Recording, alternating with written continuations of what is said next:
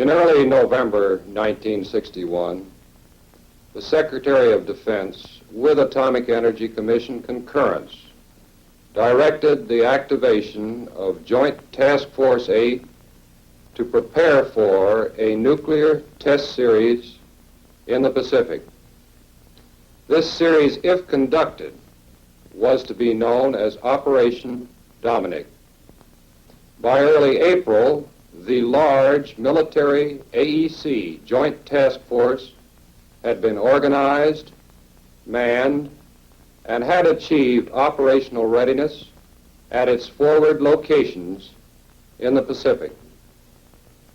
On the 25th of April, 2 days after receipt of presidential directive to proceed with testing, the first airdrop of the series was made, just off Christmas Island.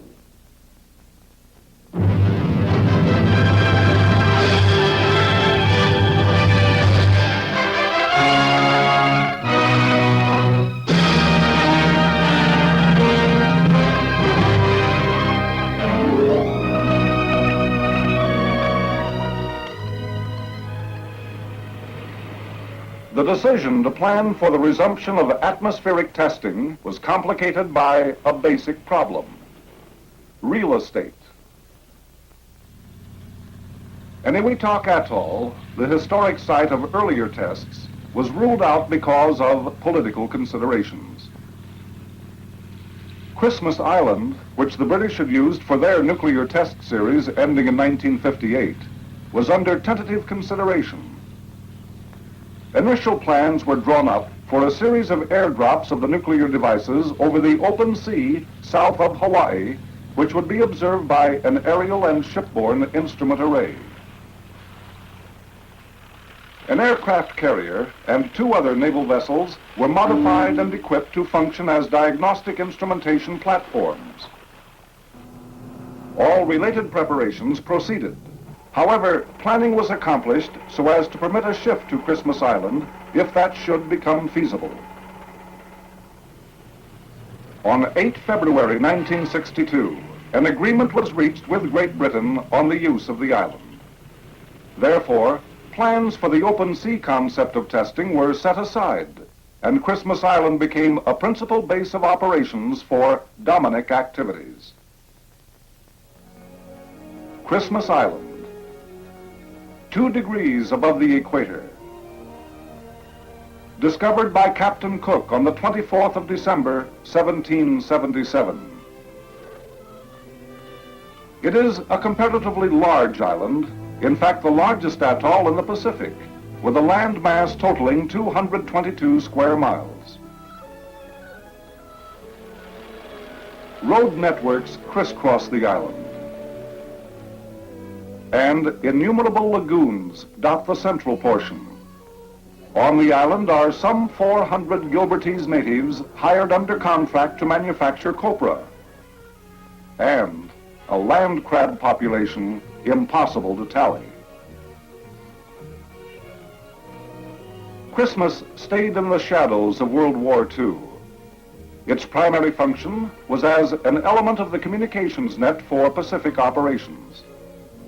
Not until the United Kingdom nuclear tests of 1956, 1957, and 1958 did this atoll assume a stature unknown until then.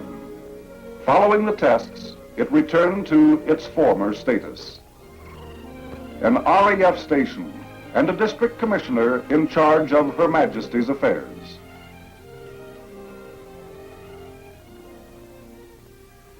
This was Christmas Island, 1962.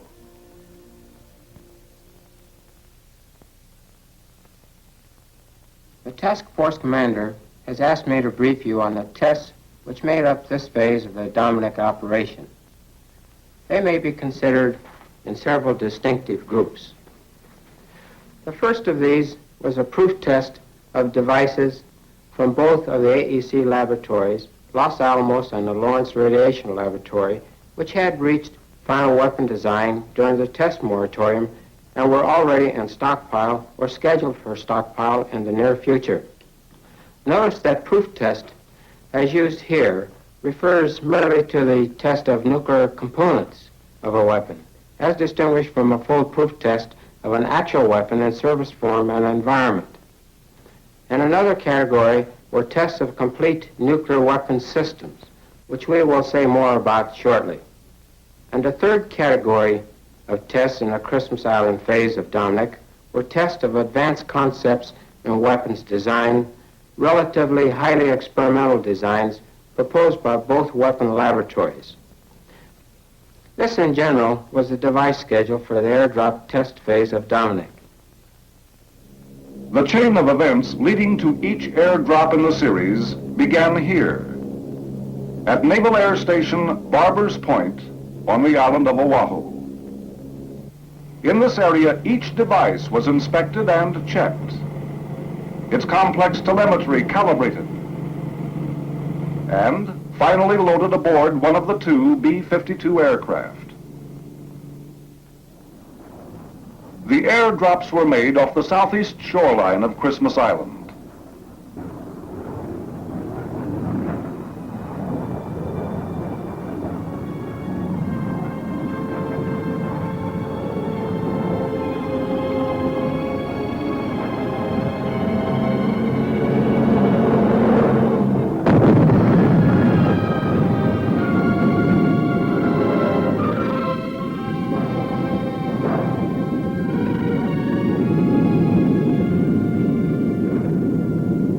Basic diagnostics data were recorded by instrumentation at various ground stations on Christmas Island.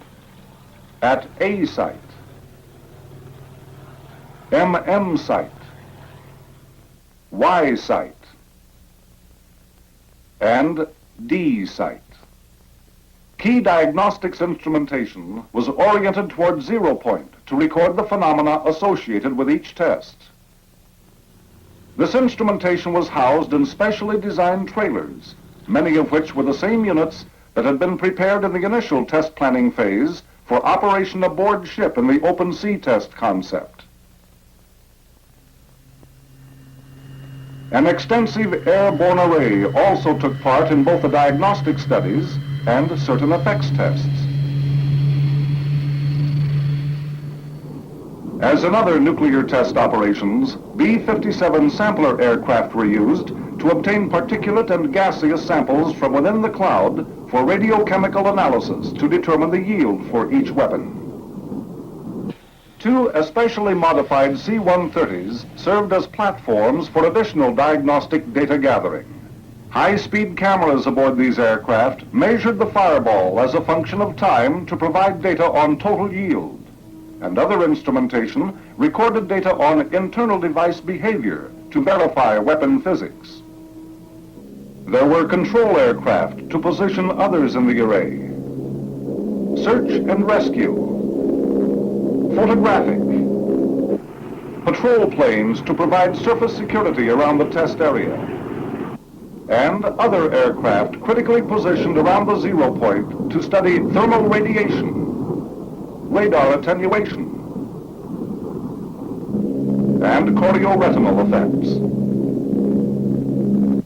Originally conceived essentially to supplement the ground instrumentation and for trial of airborne methods, the airborne instrumentation scheme used in this operation developed into a highly successful primary diagnostic technique. In the 78-day period between 25 April and 12 July, 24 weapon development shots were fired at the Christmas Island site. All drops were on target and within the precise time and space limitations established by the requirements of diagnostic instrumentation. This reflected an outstanding feat of professional airmanship on the part of the B-52 crews. On all occasions, the fusing and firing system worked perfectly, and the device telemetry provided almost complete data on the functioning of these elements. Weather conditions at Christmas Island proved to be quite favorable for this operation. For the planned total of 24 airdrops, there were only 3 occasions when scheduled operations were postponed in advance for 24 hours because of unfavorable forecasts, and it was necessary for the B-52 to return to base with a device on board on only 8 missions. In summary, no significant delays in scheduled operations were experienced because of unfavorable weather. During the Christmas Island phase, a tremendous amount of data was gathered. Much of this is still being reduced and correlated, but preliminary indications have emerged quite plainly. The Dominic Developmental Series has made a substantial contribution to our nuclear weapon knowledge. It has provided the proof test of nuclear designs for which we have immediate need, and has opened avenues for newer and still further design improvements, which will be needed for weapon systems soon to come into service. It has yielded major new weapon effects information, and it has proved the possibility of securing the most necessary diagnostic data by a combination air-land operation, and has shown that an airborne diagnostic operation has great promise for future tests.